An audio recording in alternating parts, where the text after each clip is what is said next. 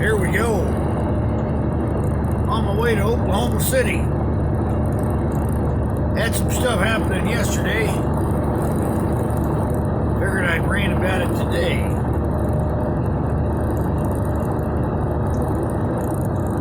Now, yesterday we was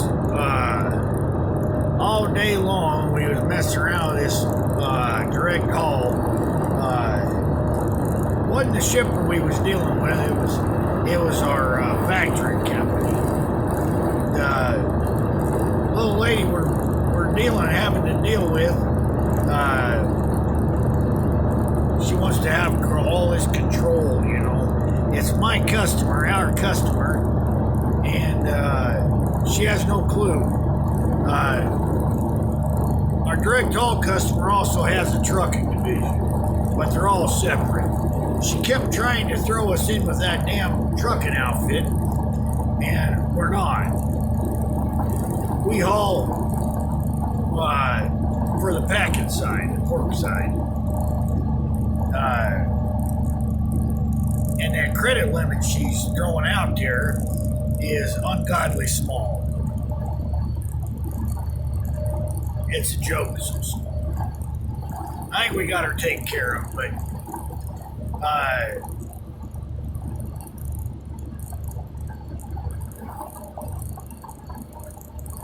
the people we're hooked up with is major in the meat industry, not just the pork. I mean, here just major in all of it. But this gal couldn't comprehend that this huge company has a whole bunch of different divisions, and she kept harping and sticking to her guns that we was pulling for the transportation side of our direct haul. We couldn't get it through her head. Thank God our customer, the shipper, understood that it wasn't us, it was them. We was trying to figure out if we could just say screw it and do away with the factoring side just on the for them. But we'd already factored 2 loads with them, so it was going to be a while before we could get rid of them. I wish we would have figured it out earlier. We just wouldn't have factored our direct haul at all. They pay every 30 days. We could have gotten by, but we'd already factored and paid it even. But I think we got that taken care of. It took most of the dang day, and I think my wife started to get carpal tunnel from all the damn email. What the hell's the deal with all the emails nowadays? Nobody wants to talk to nobody. What the hell are you gonna do? Then the other deal was I'm running Transflow up until a month or 2 back. It wasn't too bad. I had an issue, and there we go again, the email. Couldn't talk to nobody. And every time Transflow, either you send them an email or tech support sends you an email, there's an extra email that gets sent, that gets generated and sent back to you. When I was having those problems, I had, I can't even tell you how many emails was in there. And if you don't respond with a certain amount of time, or if one of those emails gets lost in there, all of a sudden you got 2 more emails. One more because they sent you an email, and then the original email they sent saying that, the driver or the whoever wouldn't give us information or what have you, so they close it. They say problem resolved, and they close it. Problem wasn't even taken care of at all. And then when I did send them an email saying, hey, you guys want to fix this, call me. Then they turn around, they give me a call, and as I answer it, they don't say who they are or nothing. I'm saying hello, hello, hello, nothing. So I hang up. So what happens? I get another email saying that they said who they was and why they was calling, and I hung up on them. So they sent me another email stating that the problem was resolved. Problem is resolved because I'm switching service. I tried getting a hold of that Chad bobblehead because I wanted an opinion and some input from the user side. But he wouldn't do it. He wouldn't talk to me. All he'd do is send me a link to KeepTruckin. I said, fine. You don't want to talk to me, that's fine. I called a buddy of mine, Dimitri, little Russian out of Florida. He gave me all my answers. He uses that KeepTruckin ELD, so we're sending the information that he turned us on to KeepTruckin. Screw bobblehead.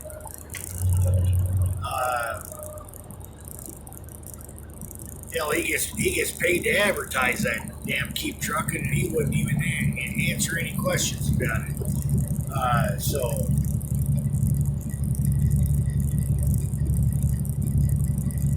I'm getting out of that closed group. You know, if you don't want to help another driver, and I've been doing this for over 20 years, you don't want to help somebody, and don't pretend you care, and the only reason he's out there is because he's getting paid to advertise for them people. He says he'll talk to you and give you some answers and some guidance, but he don't. He just throws all that stuff out there so he can get paid.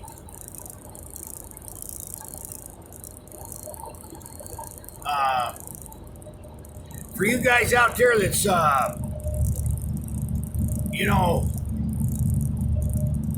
kind of in a bind with this new rules out there in California, that shit's going to spread like wildfire right across the board. You can guarantee that. And, it starts in California, and then all these other liberal states, liberal-leaning states, they'll start picking up on it. That East Coast will pick up on it, Oregon and Seattle, Washington up there, they'll all start picking up on this. You're better off getting your own numbers. Get your own numbers. Even with the problems I was just talking about with our factoring company, we have those problems with our factoring company because they really don't. Maybe at least that person that we're dealing with don't understand the fact that that processor is our customer. We haul directly for that customer, directly for them. There is no broker. They just don't understand. So you're better off getting your own, at least one. That's all we got is just the one. If you could, if you can at least get started doing the spot market, that's what we did. Heck, we've been doing that for a couple years now. A little over 2 years. But we was trying to get on with a different direct call when we was leased on to F2F. Excuse me. But because F2F is a non-asset-based company, a lot of people didn't want to deal with us. And now that we got our own numbers and it's our truck and our trailer, we're asset-based, so they'll all deal with us. But to do away, so you don't have to worry about them laws like what they're doing out there in California. You get your own numbers. And if you're out there looking and booking for loads, but you're using someone else's numbers, ain't much different. I got a buddy of mine out of Florida, that Dimitri gentleman I was telling you about. He's leased onto a company out of Minnesota.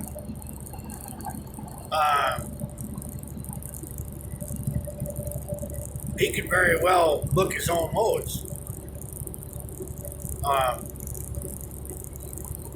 And there's a company, that F2F, you book your own loads.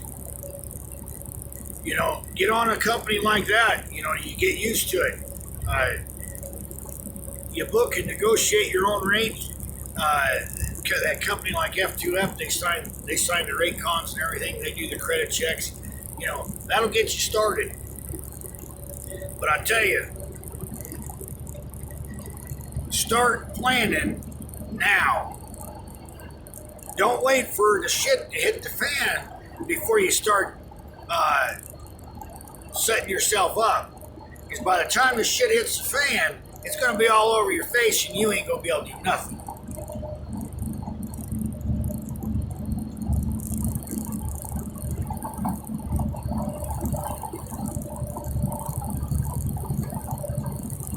I think I'll close it right here. Go ahead and like and share and subscribe, by God. You guys have a good day. I think I'm done ranting and raving.